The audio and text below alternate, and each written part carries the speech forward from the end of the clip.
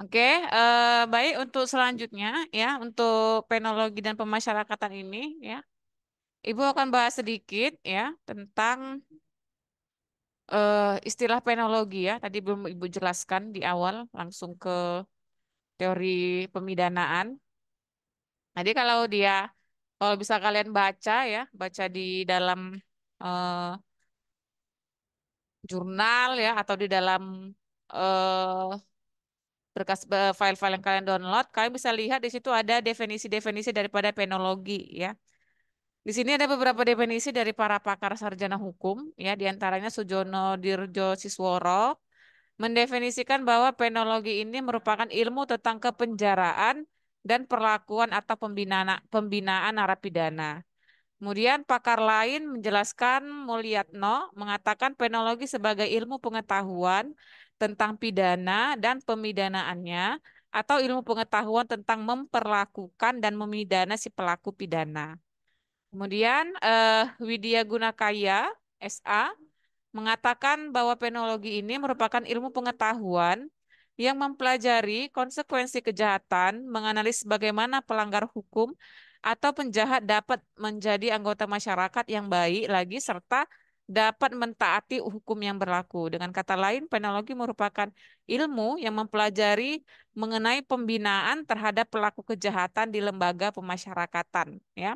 Jadi definisinya sesuai dengan yang Ibu katakan tadi, penologi ini bertujuan untuk memidanakan seseorang itu selayak-layak mungkin ya. Artinya menyiapkan seorang narapidana itu ya dengan dia itu bisa kembali ke tengah masyarakat itu sesuai dengan harapan keluarganya atau harapan negara ya, agar narapidana tersebut menjadi layaknya warga sipil lainnya gitu. Jadi itu sebenarnya penologi, kebijakan-kebijakan hukum yang berusaha untuk eh, apa ya, membantu atau membina narapidana ini jika keluar nanti dari lapas itu dia bisa diterima di tengah-tengah masyarakat kembali dan dia berusaha untuk tidak mengulangi ya kejahatannya yang dia lakukan sebelumnya atau residivis seperti itu ya. Oke, itu tadi ada beberapa pendapat pakar ya dari penologi. Selanjutnya, untuk Zoom hari ini, Ibu akan bahas tentang lembaga pemasyarakatan. Ya, jadi Ibu akan bahas tentang lapas, di mana yang Ibu bahas itu adalah di undang-undangnya, Undang-Undang Lembaga Pemasyarakatan, yaitu Undang-Undang Nomor 22 Tahun 2022. Jadi kalian bisa download ya, Undang-Undang Nomor 22 Tahun 2022. Nah, bisa di-download kalau sekarang lagi pegang gadget atau di depan laptopnya. Bisa di-download Undang-Undang Nomor 22 Tahun 2022. Itu undang-undang tentang lembaga pemasyarakatan, ya. Jadi kalian bisa baca di situ ya, berkaitan dengan bagaimana lapas itu mekanismenya dalam hal memidanakan atau memberikan arahan-arahan atau prosedural-prosedural berkaitan dengan lapas ya atau lembaga pemasyarakatan ya. Di dalam beberapa pasal ya, itu di pasal awal bisa kita lihat dia ada definisi-definisi dulu ya terkait apa itu tahanan ya, apa itu narapidana ya. Kemudian di sini dijelaskan tentang pembinaan, pelayanan, perawatan, pengawanan, ya. Kemudian definisi-definisi lainnya, ya. Nah, kemudian di pasal-pasal selanjutnya kita bisa melihat pada pasal 3 itu memang eh, arah daripada undang-undang lapas kita ini sudah kepada hal yang berkaitan dengan rehabilitasi tadi ya. Artinya dia ke pengayoman. Kalau kalian lihat di pasal 3-nya, ada di situ dikatakan pemasyarakatan itu didasarkan asas. Jadi asas ini merupakan pondasi daripada undang-undang lapas ini. Asasnya itu pengayoman, ya. Kemudian non-diskriminasi, kemanusiaan, gotong royong, kemandirian, proporsionalitas, kehilangan kemerdekaan sebagai satu-satunya penderitaan, dan profesionalitas. Nah, jadi itu asas daripada sistem pemasyarakatan di dalam Undang-Undang Lapas, ya. Nah, ini kalau kita rujuk pada teori yang tadi Ibu katakan, bahwasanya Undang-Undang Nomor 22 Tahun 2022 tentang pemasyarakatan ini, ya, itu sudah mengarah kepada rehabilitasi, ya, atau teori reformasi. Dia sudah arahnya kepada pengayoman, ya, pengayoman. Kemudian tadi apalagi asasnya kemanusiaan, ya, gotong royong, kemandirian, profesionalitas, ya. Jadi undang-undang kita tidak lagi menganut teori retributif seperti yang Ibu katakan di awal, bahwasanya ada balas dendam di situ. Tidak seperti itu. Kalau dulu mungkin, ya. Kalau dulu mungkin undang-undang pemasyarakatan kita yang lama, ya, itu mungkin masih ada teori retributif atau teori pembalasan yang mereka masukkan ke dalam asas undang-undang lapas yang sebelumnya. Tetapi di Undang-Undang Lembaga Pemasyarakatan yang terbaru itu sudah bertujuan kepada pengayoman, ya, kemandirian, profesionalitas, asas-asasnya, yang berarti ini sudah mengarah kepada teori rehabilitasi dan teori reformasi tadi, ya. Jadi itu adalah sedikit eh, masuk apa pengetahuan di dalam pasal 3 Undang-Undang Lapas, ya. Nah, kemudian di situ ada hak dan kewajiban tahanan. Jadi kalau kalian udah lihat Undang-Undang Lembaga Pemasyarakatannya, pada bab 2 pasal 7 itu ada hak dan kewajiban tahanan. Ini perlu kalian ketahui. Kenapa? Karena ini juga ilmu, ya. Jadi kalau nanti kalian misalnya menjadi aparatur Kemenkumham atau kalian bergerak di dalam bidang eh, pemidanaan, ya, seperti kami jadi pengacara atau kalian menjadi jaksa, hakim, polisi, ya, maka kalian wajib mengetahui hak-hak daripada tahanan dan narapidana. Itu ada pada pasal 7 di Undang-Undang Pemasyarakatan, ya. Yang pertama, tahanan berhak menjalankan ibadah sesuai dengan agama atau kepercayaannya. Yang kedua, tahanan berhak mendapatkan perawatan baik jasmani maupun rohani, mendapatkan pendidikan, pengajaran, dan kegiatan rekreasional serta kesempatan mengembangkan potensi. Yang keempat, tahanan itu berhak untuk mendapatkan pendidikan, pengajaran, dan kegiatan rekreasional serta kesempatan mengembangkan potensi. Tahanan juga berhak mendapatkan pelayanan kesehatan dan makanan yang layak sesuai dengan kebutuhan gizi. Ya, jadi memang tahanan itu berhak diberi makan yang layak gitu. Tidak nasi apa tuh? Kalau di penjara itu nasi apa namanya itu, ya? Ibu pernah beberapa kali ke lapas, itu ada nasi kayak nasi umat, ya.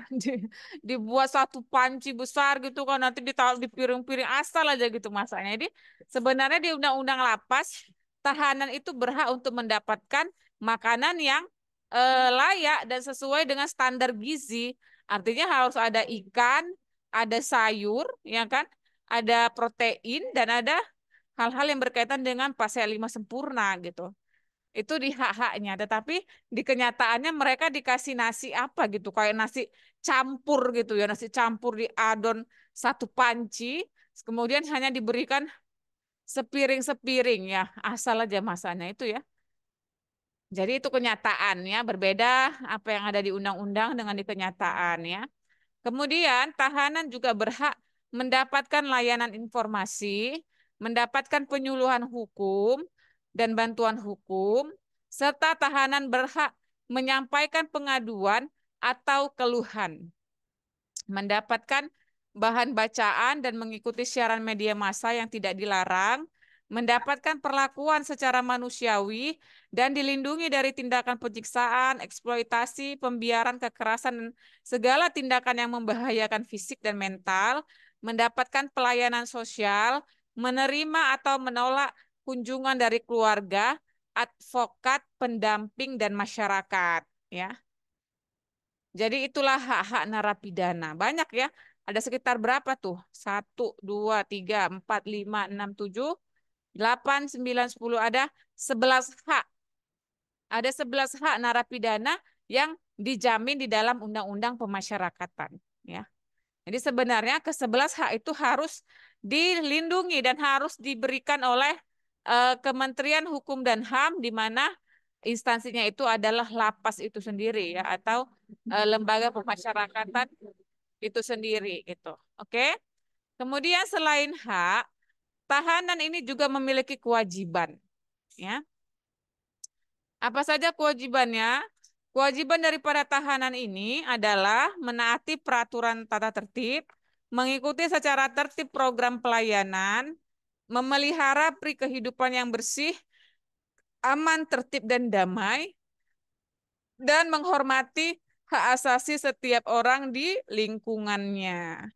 Ya, jadi itu adalah kewajiban daripada narapidana. Mereka harus memang mengikuti taat aturan, bersih, bersikap sopan, ya, dan juga menghargai hak-hak daripada hak asasi daripada narapidana lainnya. Gitu. Ya, tetapi memang terkadang yang sering kita lihat di dalam lapas itu memang kalau yang di film-film itu ya banyak yang digebuki ya, banyak yang satu jadi bos, yang satu jadi apa? Tukang pijit ya. Nanti yang lain itu nanti jadi pesuruh. Jadi sebenarnya kewajiban daripada narapidana itu harus masing-masing menghormati ya. Menghormati daripada narapidana lainnya dan menjaga keamanan, kebersihan serta taat atau patuh terhadap peraturan daripada lapas itu sendiri. Ya, jadi itu adalah hak-hak narapidana. Kemudian hak narapidana yang lainnya ya, itu ada pada pasal 10 Undang-Undang Pemasyarakatan. Kalau kalian lihat pasal 10-nya ya. Nah, selain hak yang dimaksud dalam pasal 9, narapidana itu juga jika telah memenuhi persyaratan tertentu tanpa terkecuali juga berhak atas remisi, asimilasi, cuti mengunjungi atau dikunjungi keluarga, cuti bersyarat, cuti menjelang bebas, pembebasan bersyarat, hak lain sesuai dengan ketentuan peraturan perundang-undangan. Ya. Jadi di pasal 10 juga mereka memiliki hak-hak lainnya. Hak apa tadi? Remisi ya, pengurangan masa tahanan, asimilasi juga seperti itu ya. Dapat cuti ya. Cuti ini apa, Bu? Cuti ini mereka bisa bebas dalam hal izin tidak dipenjara. Jadi kalau kita cuti kerja, nah di pemasyarakatan itu atau di lapas itu juga punya cuti gitu. Punya cuti apa saja tadi? Cuti bebas, eh menjelang bebas, sorry, cuti menjelang bebas, cuti bersyarat, dan cuti mengunjungi atau dikunjungi keluarga. Jadi cuti mengunjungi misalnya salah seorang dari anak itu ada orang tuanya meninggal ya. Jadi si anak itu bisa keluar dari lapas tersebut dengan menggunakan cuti mengunjungi keluarga. Artinya karena orang tuanya meninggal, dia diberikan 1 hari kesempatan untuk bebas untuk melihat orang tuanya yang telah meninggal. Itu dia cuti mengunjungi ya. Jadi sampai sini paham ya bahwasanya narapidana itu punya hak-hak untuk bisa menghirup juga udara bebas dengan menggunakan cuti-cuti atau pembebasan bersyarat atau hak lainnya yang ada pada pasal 10 ya. Nah, kemudian selain hak-hak itu tadi ada lagi kewajiban lain ya dari pasal 11. Selain kewajibannya dimaksud pada ayat 1, narapidana juga wajib bekerja dengan mempertimbangkan kondisi kesehatan dan memiliki nilai guna. Jadi narapidana ini juga memiliki kewajiban untuk bekerja, Bapak ya. Bekerja itu bukan berarti mereka dieksploitasi ya. Artinya tahu bekerja sesuai nilai guna, bekerja sesuai dengan ingin mengembangkan bakat, ya. Atau bekerja ingin mereka itu punya keahlian apa nanti ketika mereka keluar dari jujur ya Pak. lapas.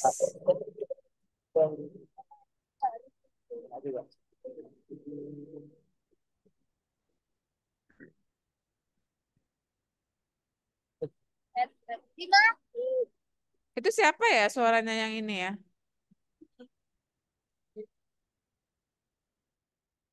Oke, jadi itu adalah hak dan kewajiban narapidana.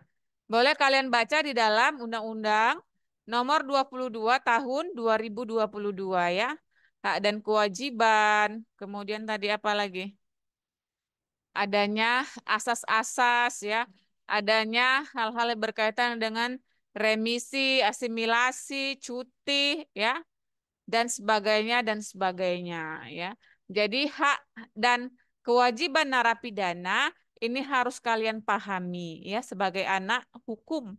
Harus tahu bahwasanya narapidana punya hak, narapidana itu juga memiliki kewajiban berdasarkan undang-undang lembaga pemasyarakatan, yaitu Undang-Undang Nomor 22 Tahun 2022 ya.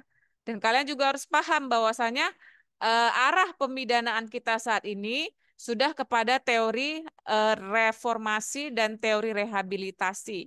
Sudah beralih dari yang dulunya retributif ya, sekarang mengalihkan kepada yang namanya teori reformasi dan teori rehabilitasi. Seperti itu ya. Nah, kemudian di Undang-Undang Lapas juga itu ada tentang pelayanan anak ya. Jadi anak tidak sama perlakuannya dengan orang dewasa.